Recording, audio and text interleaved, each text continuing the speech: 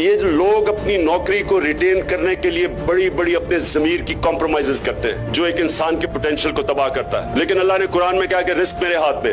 یہ آپ کا بلیف اگر ہو آپ کبھی اپنے ضمیر کا سودا نہ کریں.